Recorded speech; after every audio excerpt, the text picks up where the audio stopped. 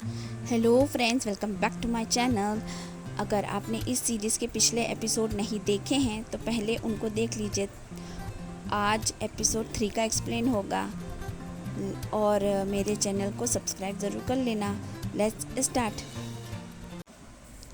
Episode वहीं से शुरू होता है जहाँ पर यूनहुक जो होता है वो डिवाइस ढूंढ रहा होता है। चायरीन बोलती है कि क्या तुम इसी को ढूंढ रहे हो। आगे वो बोलती है कि तुम तो बिल्ली की तरह चुपचाप ही आ गए थे, कुछ ढूंढ रहे थे ना, तो मुझे लगा शायद यही वो चीज़ है जिसे तुम ढूंढ रहे होगे। और ये भी बोलती है कि एक ड्राइवर होके टाइसन ग्रुप के राजकुमार पर नज़र रखे हुए हो, तो इस हालत में मैं क्या समझूं। तुम उसके सामने एक वफादार कुत्ते की तरह दुम हिलाते हो और पीछे से उसी को काटना चाहते हो। यूनुक बोलता है कि तुम चाहती हो कि मैं तुम्हारे सामने भीख मांगूं, तो ऐसा तो होने वाला नहीं है। चायरीन बोलती है कोशिश कर सकते हो, फिर मैं सोचूंगी कि मुझे क्या करना है। यूनुक बोलता है कि मैं ऐसा कुछ नहीं करने वाला हूँ। क्या तुमने मेंटल हॉस्पिटल में यही सब कुछ सीखा है। चायरीन शॉक हो जाती है। यूनुक बोलता है कि मैं जब तुमको देखता हूँ तो लगता है कि तुमको प्यार ही नहीं मिला। तुमने कोशिश तो बहुत की थी, लेकिन एक गोद ली हुई लड़की से और उम्मीद भी क्या हो सकती है। तुम कोशिश तो बहुत करती हो, लेकिन अपने आप को साबित करने के लिए, और तुम्हारे जो लोग हैं वो तो तुमसे प्यार कुछ करते नहीं हैं, तो ये सब कुछ तुम वैसे भी खुद के लिए ही करोगी ना। यूनुक बोलता है क्या मैंने गलत बोला। शादी में ऐसा नहीं लग रहा था कि वो अपनी बेटी को विदा कर रहे हैं। मैंने सब देखा। मिन चायरीन अपने परिवार के लिए क्या है मायने रखती है, ये सब समझ में आ गया है मुझको। चायरीन बोलती है कि बकवास बंद करो, और उसको बहुत गुस्सा आ जाता है यूनुक पर, और वो एक गिलास फेंक के उसको मारती है और कहती है एक लफ्ज़ और मत कहना, मैं वरना मैं तुम्हारा मुंह तोड़ दूंगी, और मैं ये जो डिवाइस है ये चेयरमैन को दे दूंगी। और वो फ़ोन लगाने लगती है, तो यूनुक जो होता है वो उसको उसके साथ लड़ने लग जाता है और दोनों में हाथापाई शुरू हो जाती है। और यूनुक बोलता है कि देखो मेरी बात को समझो, तुम भी तो यहाँ से निकलना चाहती हो ना, तो तुम मुझे अपना साथ देने दो। अगर तुम ऐसा करती हो, लेकिन तभी दरवाजे पे ज़ोर ज़ोर से नॉक होने लग जाती है, क्योंकि बाहर मुंजा सेन को आवाज़ आ जाती है कुछ टूटने की, और वो फ़ौरन वहाँ पर आ जाता है। और वो बाहर जो रूम सर्विस वाले होते हैं उनसे बोल रहा होता है कि लाओ चाबी दो, और वो छीन लेता है। और जैसे ही खोलने के लिए बढ़ता है तो चायरीन दरवाज़ा खोल देती है। वो अंदर आ जाता है और बोलता है किसके साथ थी तुम, और ये सब क्या कमरे की हालत बना रखी है। तो वो कहती है कि क्या मैं अपने एंटरटेनमेंट के लिए कुछ और कर नहीं सकती हूँ, इसलिए ये सब मैंने किया है। तो वो दरवाज़ा पर्दा हटा हटा कर देख रहा होता है कि कोई है तो नहीं। वहाँ पीछे यूनुक जो होता है वो कमरे से में छुपा हुआ होता है, वो वहाँ से निकलता है। तो चायरीन उसको भगाने के लिए मुंजेसन के गले लग जाती है। वो बोलता है अरे ये क्या कर रही हो तुम। यूनुक जो होता है वो वहाँ से निकलकर बाहर कमरे के चला जाता है। मुंजेसन उसको बोलता है कि ये क्या कर रही हो तुम, तो वो बोलती है कि हमारी शादी हो चुकी है, हम दोनों के बीच ये सब तो होना कॉमन है ना। वो कहता है नहीं बिल्कुल नहीं, चलो हटो मेरे सामने से। और इस तरह इन लोगों की रात बीत जाती है। सुबह चेयरमैन मून जो होते हैं इन दोनों को अपने पास बुलाते हैं और बहुत सारे बच्चे पैदा करने के लिए बोलते हैं, और मिन चायरीन से बोलते हैं कि तुम क्लासेस लेकर खाना बनाना वगैरह भी सीखना। मिन चायरीन सबके लिए हाँ बोलती है। वो उसको सोने के कुछ जानवर देते हैं। वो बाहर चली जाती है तो चेयरमैन मून जो होते हैं वो मुंजा सेन से बोलते हैं कि ध्यान रखना बच्चे मुसीबत होते हैं, इसलिए पैदा मत कर लेना। कमरे का सीन दिखाया जाता है। वहाँ पे मुंजा सेन बोलता है क्या तुम सच में ये करने वाली हो। तो चायरीन बोलती है कि क्यों नहीं। तो कहते हैं हाँ तुम्हें इतने सारे जानवर जो मिल गए हैं सोने के। वो बोलती है कि आओ मिलकर चिड़ियाघर बनाते हैं। आगे यूनुक जो होता है वहाँ पर आता है।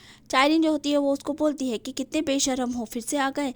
तो वो बोलता है कि तुम्हें इस मामले में नहीं पड़ना चाहिए। चेयरमैन मून के लिए मैं क्या हूँ ये तुम नहीं जानती। तो वो बोलती है कि देखो तुम एक ड्राइवर हो, बाहर खड़े रहा करो, यहाँ ना आओ। तो चेयरमैन मुन पीछे से बोलते हैं कि तुम्हारी हिम्मत कैसे हुई उसे इस तरह बोलने की, मैंने उसको यहाँ पर बुलाया है, आइंदा ख्याल रहे कि ऐसा कुछ ना हो।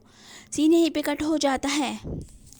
अगले सीन में हमें यूनजो दिखाई जाती है जिसको एक डिलीवरी करनी होती है मिसिस पार्क के घर पर। यूनजो जो है मिसिस पार्क के घर पे पहुंच जाती है। वो वहाँ पर अंदर बैठी होती है, तभी कुछ से अचानक ही कुछ लगता है और वो जाकर मिनसुआ के कमरे के पास में चली जाती है और उसे खोलने ही वाली होती है।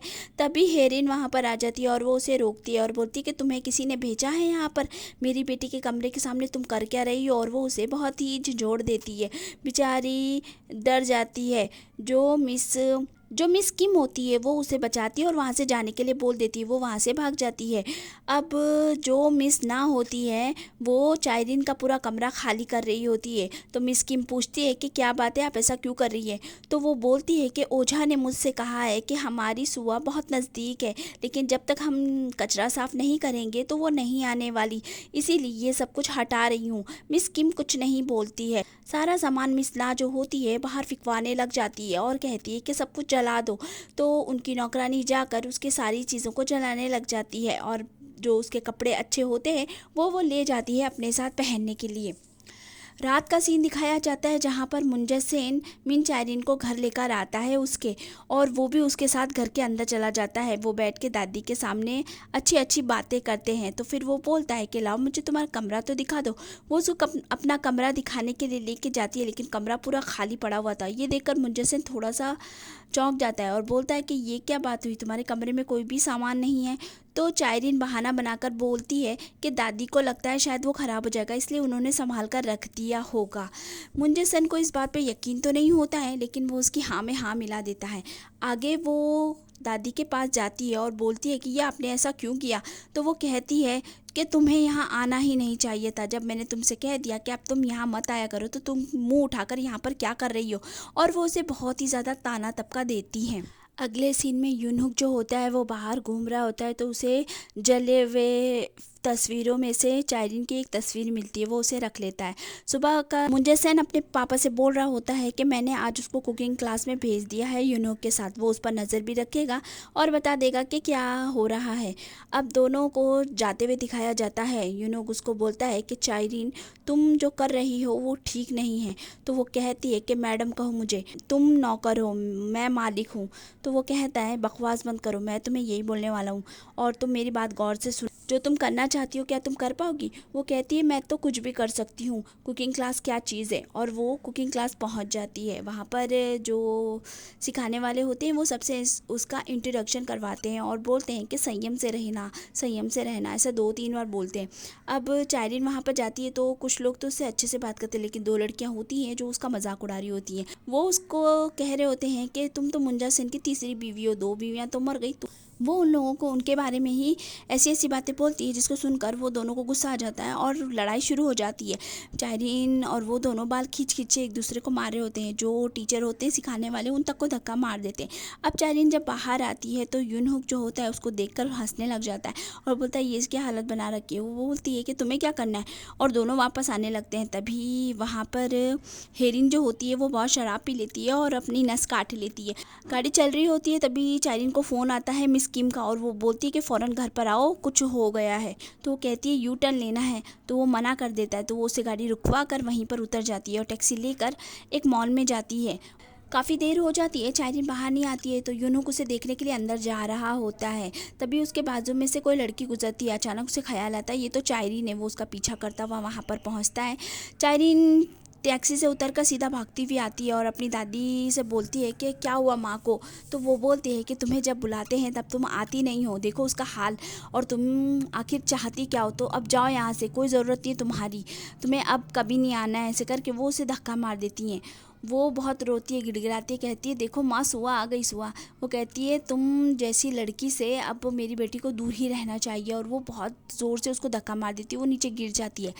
वो लोग वहाँ से चले जाते हैं। यूनुक जो होता है वो ये सब देख रहा होता है। वो फ़ौरन चायरिन के पास आता है और बोलता है तुम ऐसे जीती हो, ये ज़िंदगी जीती हो तुम किसी की बाइशी बनकर।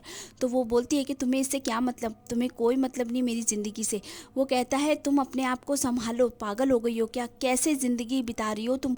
तो वो कहती तुम्हें कुछ नहीं पता, जीने के लिए मुझे कितना लड़ना पड़ता है, इस एक चीज़ के लिए मैं कितना लड़ती हूँ तुम्हें क्या पता। और वो उसे ज़ोर से झंझोड़ के धक्का मार देती है और उससे अपना हाथ छुड़ाकर वहाँ से चली जाती है। ये सब देखने के बाद यूनुक को बहुत ही ज़्यादा बुरा लगता है। वो पूरे रास्ते उसके पीछे पीछे चल रहा होता है। भी एहसास होता है कि वो कितनी ज़्यादा तकलीफ़ में है। सीन यहीं पे कट हो जाता है। रात भर वो बस चायरिन के बारे में ही सोच रहा होता है। तभी वहाँ पर युंजो आ जाती है और बोलती है आखिर किसके बारे में सोच रहे हो और इतना गहराई से सोच रहे हो, कहीं तुम्हें उससे प्यार तो नहीं हो गया है। और फिर कहती है अरे मैं तो मजाक कर रही थी। और ये क्या कर वो वहाँ पर बैठ जाती, लेकिन जो यूनुक होता है वो सिर्फ चायरिन के बारे में ही सोच रहा होता है। सीन यहीं पे कट हो जाता है। वहाँ दूसरी तरफ मुंजे-सन जो होता है चायरीन से पूछता है क्या तुम ये सब कर लोगी। वो बोलती है हाँ बिल्कुल, मैं इतनी अच्छी कुक बन के बताऊँगी कि पापा बहुत ही खुश हो जाएंगे, और देखना कि तुम्हारी बीवी कितनी अच्छी खाना बनाती है। सीन यहीं पे कट हो जाता है। अगले सीन में हमें एक शॉपिंग मॉल का कंस्ट्रक्शन साइट दिखाया जाता है। वहाँ पर कुछ मजदूर काम कर रहे होते हैं, तभी एक मजदूर बेहोश होकर गिर जाता है। चेयरमैन मून मुंजा-सन से पूछते हैं कि कैसा चल रहा है शॉपिंग मॉल का काम, तो वो कहता है बहुत अच्छा चल रहा है। तभी एक आदमी आकर बताता है कि वहाँ पर कोई मजदूर बेहोश हो गया और सारे लोगों ने काम बंद कर दिया है। तो चेयरमैन मून बोलते हैं कि जाओ और पता लगाओ ये क्या माजरा है और जाकर सब सही करो। तो वो बोलता है हाँ ठीक है पापा, मैं जा रहा हूँ, और वो वहाँ पे जाता है।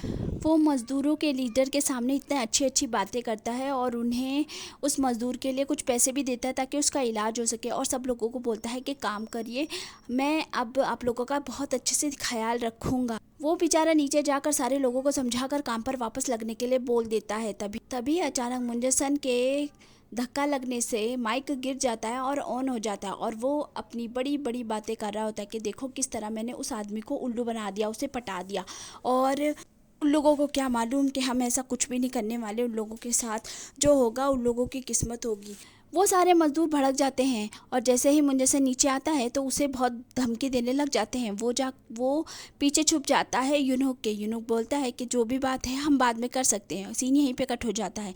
अगले सीन में हमें दिखाते हैं कि मिन चायरीन जो होती है अपनी माँ के पास बैठी हुई होती है और सोच रही होती है कि जब कोई नहीं उसके करीब आता था तो उसने माँ का प्यार दिया था उसको, और अपनी अच्छी बातें याद कर रही होती है, बात कर रही होती है। तभी वहाँ पर मिस किम आ जाती है और बोलती है कि युंजो नाम की लड़की आई थी और उसने सुआ का कमरा खोला था, इसीलिए ये इतना ज़्यादा बहक गई।